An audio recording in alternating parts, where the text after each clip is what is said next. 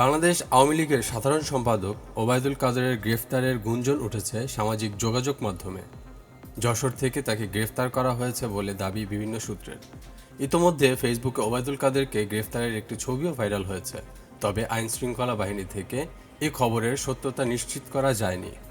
এ বিষয়ে যশোরের police super Masud Alam channel 24কে জানায়, এমন কোনো তথ্য তাদের কাছে নেই। তিনি খোঁজ নিয়েছেন।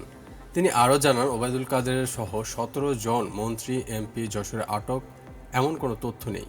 এটি সঠিক নয়। আওয়ামী লীগের টানা 3বারের সাধারণ সম্পাদক ওবায়দুল কাদের খেলা হবে অন্তরে জ্বালা, এমন নানা রাজনৈতিক বক্তব্যে আলোচনা সমালোচনায় থাকতেন সবসময়। এর আগে মঙ্গলবার 13ই আগস্ট সাবেক প্রধানমন্ত্রী শেখ হাসিনার বেসরকারি শিল্প ও বিনিয়োগ উপদেষ্টা সালমান এফ রহমান ও সাবেক আইনমন্ত্রী আনিসুল হককে গ্রেফতার করা হয়েছে।